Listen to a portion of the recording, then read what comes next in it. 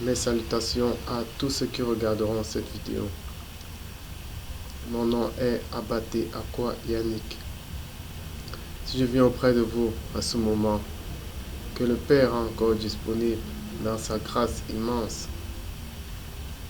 c'est pour partager avec vous la parole de Dieu qui donne la vie, la parole de Dieu qui est esprit et vie, la parole de Dieu qui nous délivre, la parole de Dieu qui nous guérit, la parole de Dieu qui s'est faite chair et a habité au milieu de nous. Cette parole qui est lumière dans laquelle nous avons été faites. Dans la lumière de cette parole, en Jésus-Christ. C'est cette parole-là qui est le pain de vie. C'est cette parole-là qui donne la vie éternelle que nous venons partager en ce moment encore. Nous sommes dans les temps de la fin. Nous sommes dans les temps de la grande confusion. Et les moments à venir seront difficiles. Seule la parole peut nous permettre de nous édifier en ces temps qui précèdent la fin. Seule la parole peut nous permettre de nous affermir en ces temps qui marquent le commencement de la fin, le commencement des douleurs. Sans la parole, nous sommes perdus. Sans Jésus-Christ, nous sommes perdus. C'est pourquoi à chaque moment, à chaque instant, nous devons méditer cette parole dans nos pensées. Nous devons pratiquer cette parole par nos membres. Nous devons parler de cette parole. Nous devons sanctifier le nom du Seigneur Jésus-Christ chaque jour de nos vies, en étant des membres saints, en ayant un esprit qui lui est agréable, une âme qui lui est agréable et un corps qui lui est agréable. Aujourd'hui, nous venons partager cette parole, mais avant de commencer, nous allons nous recommander au Père, sans lequel rien n'est possible. Abba Père, Père très saint, toi, le roi des siècles, toi le seul Dieu. Mon Dieu, toi qui rends encore possible cet instant.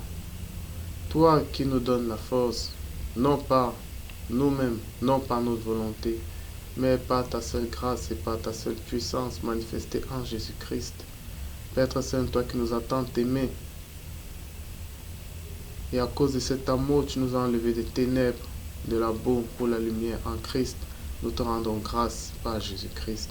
Nous te bénissons et nous t'élevons au-dessus de toutes choses, car tu en es digne. Tu es le créateur de tout. Tu es un Dieu terrible, mais également un Dieu bon, un Dieu amour et un Dieu miséricordieux. C'est pourquoi, Abba Père, nous nous recommandons entre tes mains, nous nous inclinons, nous nous humilions devant ta grandeur insondable. Et nous t'implorons de nous utiliser comme tes instruments. Nous t'implorons de nous conduire par ton Esprit Saint et de surabonder en nous Christ, de surabonder en nous ta parole, de telle sorte que nous soyons tes flambeaux et que nous soyons ta lumière qui brille dans les ténèbres au nom du Seigneur Jésus-Christ de Nazareth. Amen. Aujourd'hui, nous allons partager sur un nouveau thème, à savoir le jeûne. Qu'est-ce que c'est que le jeûne? De nos jours, tout le monde connaît cette notion de jeûne. Mais de nos jours aussi, on sait que le spirituel a disparu et a laissé la place au religieux. Tout ce que l'homme fait de ces jours-ci, ce n'est que du religieux et il y a très peu de spirituel.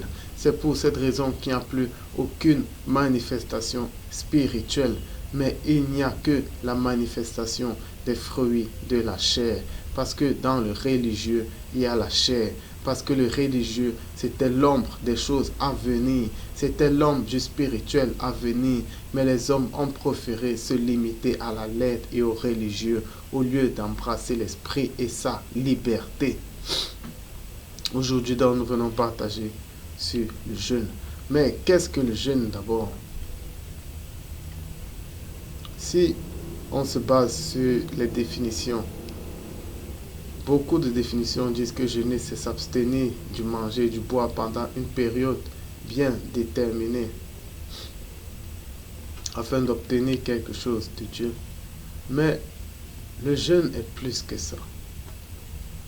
Le jeûne est une œuvre de foi, comme la prière. Le jeûne est un acte qu'on opère, est un acte qui est propre à une catégorie de personnes. Mais qui est cette catégorie de personnes? Ce sont les parfaits, ce sont les enfants de Dieu, ce sont les hommes spirituels. Si on n'est pas spirituel, ça ne sert à rien de jeûner. Si on n'est pas spirituel, ça ne sert à rien de jeûner. Si vous n'êtes pas spirituel et que vous jeûnez, c'est un jeûne religieux. Et ce jeûne-là, vous recevez déjà votre récompense. Il est vain. Il vous permet juste de vous afficher au milieu des hommes. Les hommes vont vous récompenser parce que vous jeûnez. Mais ce n'est pas Dieu. Ne jeûnez pas selon la chair. Ne jeûnez pas pour vous faire voir. Ne jeûnez pas pour que les gens disent que oh, lui fait 3 jours, lui fait 7 jours. Ça n'a rien de spirituel. Le jeûne est soumis à certaines conditions. Le jeûne, ce n'est pas toujours le manger et le boire, mais le jeûne, c'est s'abstenir de tout ce qui est charnel. Le jeûne consiste à déchirer sa chair. Parce qu'à chaque fois que tu déchires ta chair, tu t'humilies. Et lorsque tu t'humilies, l'esprit grandit. Parce que quand la chair décroît, l'esprit grandit. Le jeûne, c'est donc de s'abstenir de tout ce qui est charnel pour que l'esprit grandisse. Et en nous, qu'on soit spirituel ou pas, il y a toujours du charnel. Maintenant, quel est ce charnel?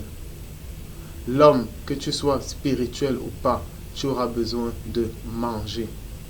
Tu auras besoin de boire de l'eau. C'est pourquoi la chair porte l'esprit. La chair a besoin de ces choses. Ce ne sont pas de mauvaises choses, mais la chair en a besoin. Quand tu te prives donc de ça pendant un temps, là tu humilies ta chair et l'esprit grandit. Que peut être encore le jeûne pour les gens mariés? Eh bien, dans le mariage, il y a un côté charnel. Ce côté charnel, c'est que lorsque vous fusionnez dans la chair, c'est vrai que ça c'est la représentation de l'alliance, de l'union parfaite entre la parole et les enfants de Dieu, entre Dieu et son Fils, entre le Père et le Fils. C'est une représentation de ces choses, mais ça se fait charnellement à notre niveau. C'est cette chair-là qui intervient dans le mariage. Et lorsque vous jeûnez, vous pouvez vous abstenir de cette chair parce que c'est charnel, bien que bien. C'est une chose bonne. C'est une chose bonne que de fusionner vos corps dans le cadre du mariage. Mais ça reste un aspect charnel. Ça a un aspect charnel. Lorsque vous vous abstenez de ça, eh bien vous êtes en train d'écraser la chair et l'esprit s'élève. Mais que ce soit toujours pour un temps et pour un besoin bien précis. Également le sommeil. La chair a besoin de dormir. La chair a besoin de se reposer à certains moments. Il y a les gens qui la privent de repos. Et ça, c'est dans le cas du jeûne. Il y a plusieurs façons de jeûner. Mais ce que vous devez retenir, c'est que le jeûne, c'est écraser la chair. C'est faire mal à la chair pour une période bien déterminée. Pour que l'esprit s'élève. Parce que lorsque l'esprit s'élève, vous êtes connecté à Dieu parce que Dieu est spirituel. Il n'a rien de charnel. Il est spirituel. Et à chaque fois que votre esprit s'élève, vous êtes connecté à lui. Voilà donc le premier aspect du jeûne. C'est que le jeûne, c'est s'abstenir en général, c'est s'abstenir de ce qui est charnel. C'est écraser sa chair. Ce n'est pas toujours le manger et le boire, mais ça peut être plusieurs choses qui ont trait à la chair. L'enfant de Dieu ne jeûne plus pour s'éloigner du péché parce qu'il ne pêche plus. Vous ne pouvez pas dire que pendant un temps précis, je vais arrêter de mentir. Ça, ce n'est pas le jeûne. Ça, c'est de la religion. L'enfant de Dieu jeûne dans la nécessité de la chair, dans le besoin de la chair, parce qu'il ne pêche plus.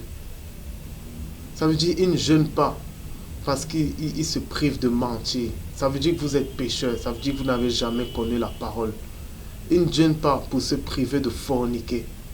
Ça, c'est des aberrations. L'enfant de Dieu jeûne dans les besoins de la chair. La chair a besoin de manger et de boire. L'enfant de Dieu jeûne dans cela. La chair a besoin d'être fusionnée avec son conjoint, que ce soit mari ou femme dans le cadre du mariage. Vous vous privez pour cela pendant un temps. La chair a besoin de dormir. Vous vous privez pour cela pendant un temps. La chair a besoin de manger de bonnes choses quand vous y êtes habitué. Vous vous privez de ces bonnes choses pour manger des choses que vous ne mangez pas avant, comme Daniel l'a fait. Ce n'est pas se priver de mentir ou se priver de forniquer pendant un temps. Ça, c'est du religieux. Ça, c'est même paganiste. Ça n'a rien à voir avec la vérité de la parole. On se prive des besoins de la chair. On ne se prive pas des envies du péché. On ne se prive pas des envies de la chair. Si vous vous privez des envies de la chair pendant un temps, ça veut dire que vous êtes encore dans le péché. L'enfant de Dieu ne pêche plus. Il se prive des besoins de sa chair. Parce que même quand nous sommes spirituels, nous sommes rattachés à la chair. Parce que c'est cette chair qui porte l'esprit. Vous ne pouvez pas vivre sans manger. Vous ne pouvez pas vivre sans boire. Vous ne pouvez pas vivre sans dormir. Deuxièmement, le jeûne étant un acte de foi, eh bien, le jeûne est soumis à certaines conditions. Celui qui veut voir sa prière exaucée de Dieu, il doit vivre dans la vérité. Il doit vivre dans la lumière de Dieu. C'est pourquoi Dieu n'exauce pas le pécheur. Dieu n'écoute pas la prière du pécheur. La première prière du pécheur que Dieu écoute, c'est sa prière de repentance. Pour une seule raison, parce que le péché nous éloigne de Dieu. Dieu est spirituel, Dieu est saint. C'est pourquoi il veut des adorateurs saints, des adorateurs spirituels et qui vivent dans la vérité. La parole dit que lorsque vous venez vous apporter des offrandes devant la face de Dieu, si vous vous rappelez que vous avez des antécédents avec votre frère, vous allez d'abord les régler. Avant de prier, assurez-vous que votre cœur est pur. Avant de jeûner, assurez-vous que votre cœur est pur. Qu'est-ce que ça veut dire? Quelqu'un qui ne vit pas dans la sanctification, ton jeûne est vain. Ton jeûne est vain. Ta prière est vaine. Vaine. Dieu écoute ceux qui le servent. Dieu écoute, le Père écoute ses enfants. Le Père écoute ses enfants. Ça veut dire qu'avant de jeûner, comme cela est dit dans le livre du prophète, eh bien assurez-vous que vous donnez aux autres. Assurez-vous que vous donnez aux autres. Assurez-vous que vous manifestez les fruits de l'esprit. Assurez-vous que vous êtes généreux, que vous donnez votre pain aux autres. Assurez-vous que vous ne gardez aucun esclave. Garder les esclaves, ça veut dire quoi? Ça veut dire garder les offenses qu'on vous a faites. Ne pas libérer ces offenses, ne pas pardonner. Ça veut dire garder de l'amertume, garder de la haine dans vos cœurs. Eh bien, si vous gardez ces choses, votre jeûne ne sert à rien. Votre jeûne ne sert à rien. Votre jeûne est beaucoup plus religieux pour vous faire voir. Vous avez instauré des moments de jeûne où dont tout le monde est au courant. Le carême. Le carême, c'est quoi le carême? Est-ce que les gens doivent être au courant que vous jeûnez? Et vous ne jeûnez même pour aucune raison. Lorsque Esther décrète le jeûne, c'est parce que l'arrêt de mort du peuple juif avait été déclaré. Lorsque Christ va jeûner sur la montagne, c'est parce que l'Esprit l'amène en ce lieu. On ne jeûne pas pour rien. Lorsque Moïse a jeûné, c'était pour une raison bien précise. Il était sur la montagne. Il devait recevoir les lois. Lorsque Élie a fait 40 jours, 40 nuits sans manger, il avait reçu une nourriture d'un ange qui lui avait permis de le faire ainsi. Et il était en train d'aller sur la montagne pour parler à Dieu. Et pour parler à Dieu, il faut être dans un état spirituel élevé. Moïse devait recevoir les tables de la loi. Dieu allait lui parler. Il est resté dans cet état pour être spirituel. C'est pourquoi on jeûne. Le jeûne, c'est poussé par l'esprit. Vous ne pouvez pas vous lever le matin et dire que vous jeûnez. Ça, c'est charnel. Ça, c'est du religieux. C'est l'esprit qui vous pousse à jeûner. C'est l'esprit. C'est Jésus-Christ qui vous pousse à jeûner. Parce que lorsque vous jeûnez, eh bien, vous bouleversez l'ordre des choses. J'ai dit dans un enseignement que tout est protocolaire. Même pour que le Fils voie le Père, il y a tout un protocole. Mais lorsque vous vous mettez à jeûner, vous jeûnez pour le Fils. Vous jeûnez pour le Fils. Vous donnez de la force au Fils. Parce que la prière du juste est d'une grande efficace. De même, le jeûne du juste est d'une grande efficace. Lorsque Christ dit, il y a des démons qu'on ne chasse que par le jeûne et par la prière. C'est Christ en vous qui opère les délivrances. C'est Christ en vous qui opère les guérisons. Quand vous vous mettez à jeûner, vous jeûnez pour lui. Comme Israël a jeûné pour Esther, pour que Esther aille voir le roi. De même, vous jeûnez pour lui. Et vous bouleversez l'ordre des choses. Vous bouleversez le protocole même. Si quelque chose avait déjà été arrêté, si la mort avait déjà été arrêtée dans la vie d'un enfant de Dieu, quand vous jeûnez, vous bouleversez le protocole. Quand vous priez, vous bouleversez le protocole. Parce que Dieu a mis une puissance dans la prière du juste. Bien que les chrétiens ne connaissent même pas la puissance qu'ils ont. Vous bouleversez les choses. Vous touchez le cœur du Père. Quand Israël s'est mis à jeûner, eh bien, le roi ne dormait pas. Il a été obligé de consulter les chroniques. De même, quand vous jeûnez pour une cause, il faut d'abord avoir une cause. Une cause qui sert l'intérêt commun. L'intérêt de tout le corps du Christ. On ne va pas jeûner parce qu'on veut une voiture. On ne va pas jeûner parce qu'on veut un examen. On ne va pas jeûner parce qu'on veut un passeport. Ça, c'est de la bouillabaisse. Ça, c'est du charnel. Ça, c'est du monde. On jeûne lorsque les intérêts du royaume sont menacés. On jeûne lorsqu'un frère est arrêté injustement. On jeûne lorsqu'un décret venant peut-être des autorités vient pour entraver les voies du Seigneur. C'est pour cela qu'on jeûne. On ne jeûne pas pour des intérêts égoïstes. Aujourd'hui, vous jeûnez pour des broquetiers, alors que les ténèbres s'épaississent, alors qu'on a besoin des ouvriers de la vérité.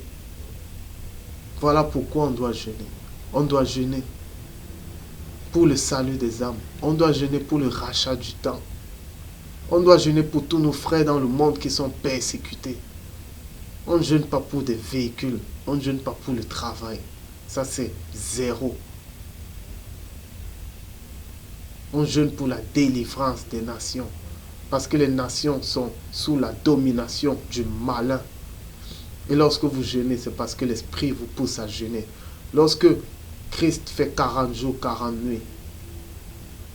Lorsque Israël jeûne 3 jours sans manger ni boire, eh bien, il ne ressentait rien. Parce que quand l'Esprit vous pousse à jeûner, c'est l'Esprit qui fait toutes choses. Il utilise juste votre corps. Vous ne ressentez pas la famine comme quelqu'un qui va jeûner de lui-même.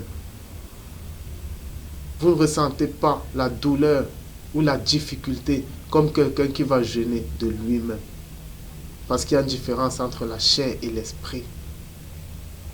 De même, quelqu'un qui a été délivré spirituellement, quelqu'un dans lequel la parole a opéré des miracles, les miracles de la conversion, eh bien, il a des facilités à faire des choses.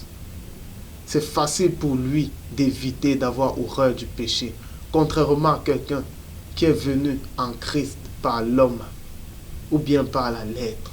Lui, c'est un combat de tous les jours. Étant donné que tu ne peux pas combattre le mal qui est en toi, mais que c'est Christ qui le fait, tu vas rétrograder. rétrogradé. Donc, le jeûne, c'est ça. Le jeûne, c'est poussé par l'esprit. Et le jeûne est soumis à la sanctification. Pour jeûner, il faut être spirituel. Pour jeûner, il faut être enfant de Dieu. Ça ne te sert à rien de forniquer. Et après, tu dis, je vais prendre un temps de jeûne.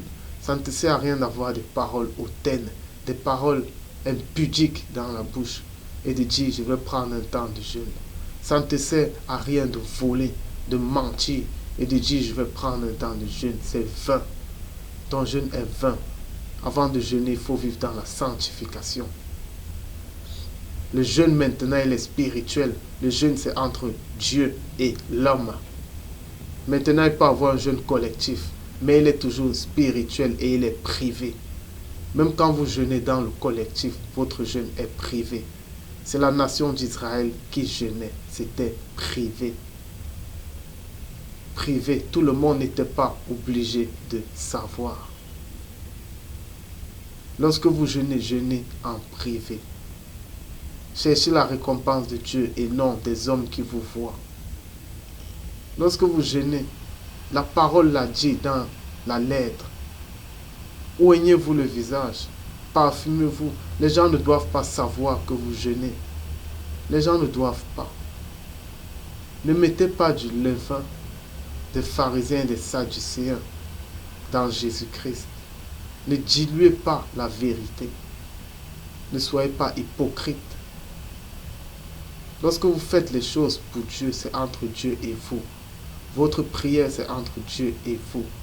Votre jeûne, c'est entre Dieu et vous. Parce que Dieu regarde à votre cœur. Il ne regarde à rien d'autre. Et lorsque vous vous éloignez de votre chair, des besoins de votre chair pour un temps, le cœur est brisé. Parce qu'à chaque fois que la chair baisse, vous serez humble. Vous serez modeste. Et Dieu aime ça. Ce n'est pas l'acte du jeûne qu'il regarde. C'est ce qui est produit par votre cœur. Parce que tout ce que Dieu regarde, c'est le cœur. C'est ce que votre cœur produit. Lorsque votre cœur produit la modestie, produit l'humilité, produit la repentance, produit la contrition, produit le besoin d'amour.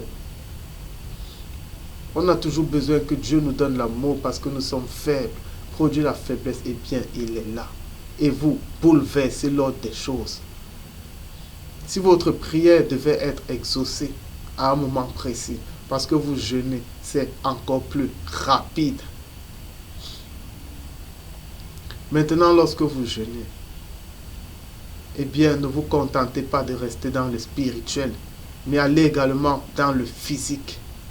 Ça veut dire quoi? Si vous jeûnez pour une raison, eh bien, Dieu a mis des membres forts dans le corps du Christ. Il y a des gens qui sont capables de toucher les autorités. Lorsque vous jeûnez, vous êtes ensemble dans le spirituel. Maintenant, vous envoyez quelqu'un dans le physique pour concrétiser votre jeûne. Si c'est pour la libération d'un frère qui a été enfermé pour rien ou bien qui est persécuté, eh bien, vous envoyez un homme pour aller parler pour lui devant les autorités. Ça, c'est dans le cadre physique. Vous n'allez pas seulement jeûner et dire qu'il va sortir de lui-même. Non. Nous sommes un corps et c'est pourquoi nous sommes un corps, pour nous aider et pour manifester la puissance de Dieu au travers de cette cohésion, de cet amour fraternel.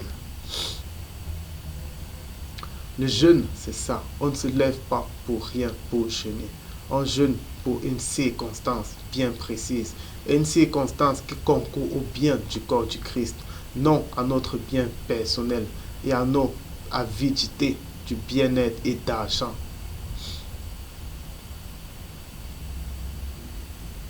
Nous sommes dans un temps bien précis. Lorsque on posait la question à Christ, pourquoi tes disciples ne jeûnent-ils pas? Il leur a dit, est-ce qu'ils peuvent jeûner quand l'époux est avec eux? Mais un temps viendra où l'époux leur sera enlevé. Et de même, dans la lettre, il est écrit que la veuve véritable, c'est celle qui est consacrée dans le jeûne et dans la prière.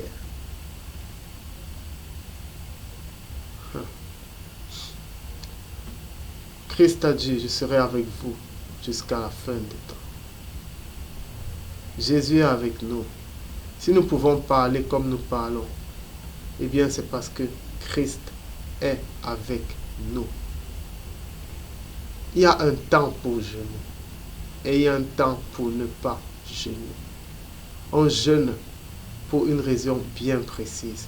Et je peux déjà vous assurer que dans la suite des temps, vous allez jeûner. Vous allez jeûner. Les apôtres ont jeûné parce qu'ils étaient en train d'implanter les églises, parce qu'ils subissaient des persécutions que la parole leur a annoncées. De même, la parole, c'est l'Esprit. L'Esprit de Dieu est avec nous. S'il vous pousse à jeûner, gloire à Dieu. Mais en ces temps-ci, l'Esprit est là. Il y a un temps de jeûne. Il y a un temps où vous êtes instruits. Nous sommes dans un temps où l'Esprit instruit, où l'Esprit affermit les enfants de Dieu, les véritables enfants de Dieu, pas ceux qui vivent selon la lettre. L'Esprit affermit les véritables enfants de Dieu. Mais un temps viendra où l'Esprit nous sera enlevé et où nous serons matés par l'Antéchrist et par son ordre mondial de perversion et de dissolution. Lorsque l'Esprit sera enlevé, eh bien l'époux ne sera pas là. Nous serons veufs. Et tout ce que nous ferons à ce moment-là, c'est jeûner et prier, parce que ce seront des temps difficiles. Et c'est pourquoi, dans la lettre, il est dit que la véritable veuve, elle est dans le jeûne et la prière, parce que l'époux n'est plus avec elle. L'Esprit va nous quitter. Et là, il faudra jeûner. Il faudra jeûner tout le temps. En ces temps-ci, en ces temps de la grâce, l'Esprit peut te pousser à jeûner pour une bonne raison, mais ce n'est pas de toi-même que tu te lèves. Ne te lève pas parce que tout le monde fait quelque chose et tu veux imiter, mais fais les choses en connaissant le pourquoi tu les fais. Le jeûne, c'est poussé par l'Esprit.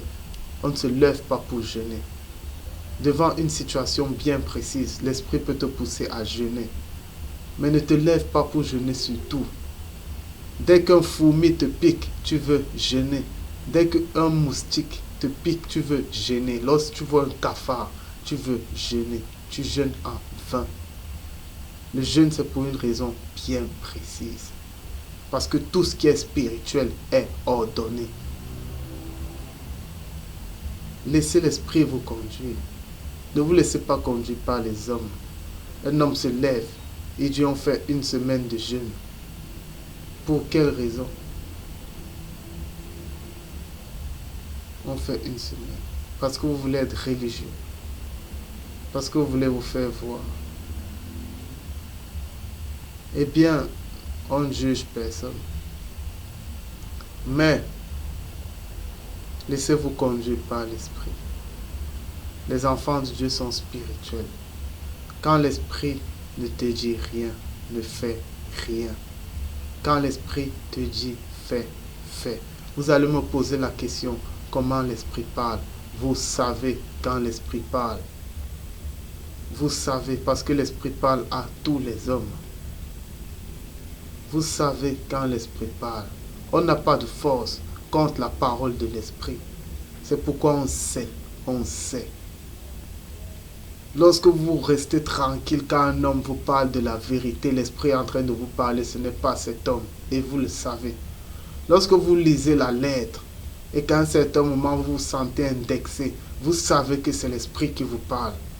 Dans vos songes, lorsque vous êtes dans le sommeil, vous vous réveillez, vous n'avez pas perdu quelque chose de ce dont vous avez rêvé. Vous savez que c'est l'Esprit qui vous a parlé. Mais vous allez toujours vous poser les questions. Parce que le monde agit. Le prince de ce monde de ténèbres agit dans l'air. Ils ne veulent pas que vous connaissiez la vérité. La religion, c'est la pire des choses qui soit pour un chrétien. Le chrétien n'a pas le droit d'être religieux, mais le chrétien doit être spirituel. Laissez les musulmans être religieux. Le chrétien ne doit pas être religieux. Lorsqu'on dit Christ, on dit perfection. Lorsqu'on dit Jésus-Christ, on dit royaume des cieux. Laissez les gens hériter de leur terre. Vous recherchez le royaume des cieux. Il y a plusieurs demeures dans la maison du Père, mais la demeure du chrétien, c'est la demeure la plus élevée. La plus élevée. Mais aujourd'hui, on a préféré la religion. On jeûne pour se faire voir. On jeûne pour obtenir des faveurs individuelles. On jeûne même si l'esprit ne nous dit pas de jeûner. Parce qu'on veut aussi montrer qu'on fait les choses selon les œuvres de la loi. La loi n'amène personne au salut. Les œuvres de la loi ne justifient personne. Mais seul l'esprit justifie. Laissons-nous conduire par l'esprit. N'accomplissons pas des actes en vain. C'est la chose la plus fade qui soit. De penser que pendant 15 ans, on a servi Dieu, alors qu'on n'a jamais servi. On a servi la religion. On a servi les hommes. On a servi la lettre. Dieu, c'est l'esprit. Laissez l'esprit vous guider. Laissez l'esprit vous parler. Vous donner ses directives. Lorsque l'esprit agit en vous, la vie chrétienne devient facile. Vous ne connaissez même plus le diable. Et ceux qui veulent encore le connaître, c'est parce que on les a tellement rabâchés dans les oreilles que le diable, c'est devenu une hantise pour eux. Ce qui fait que même quand ils sont délivrés, ils ont peur. Parce qu'on les a mal enseignés. L'enfant de Dieu qui vit dans la lumière chasse les ténèbres. Vous n'avez plus à craindre le diable. Il est loin de vous lorsque vous résistez par la parole. Arrêtons donc la religion. Sortons de la religion. L'enfant de Dieu est libre comme le vent. Même les convictions, il n'en a aucune. La seule conviction que l'enfant de Dieu a, c'est la paix et l'amour entre frères. Avoir une conviction, c'est aller vers la division. Est-ce que je dois pratiquer le sabbat ou pas? Est-ce que je dois donner la dîme ou pas? Est-ce que je dois me voiler ou pas? C'est aller vers la division. Heureux ceux qui procurent la paix, car ils seront appelés fils de Dieu. La véritable sagesse consiste à être conciliant, à être modéré, à être tempérant, à être sage. Voilà la sagesse. Concilier, rattacher les gens. Le corps du Christ doit être un. Celui qui n'assemble pas avec moi disperse. Éloignons-nous des convictions religieuses. La religion va détruire les gens beaucoup plus que le monde. Et ce sera pire et ce sera triste. Mieux vaut un mondain que quelqu'un qui a connu la vérité et qui s'est laissé embrigader, lié dans la religion. Il est 2 fois pire qu'un mondain. Parce qu'il est amené à persécuter les enfants de Dieu, puisqu'il croit être dans la vérité. Le mondain, lui, il ironise, il se moque des enfants de Dieu.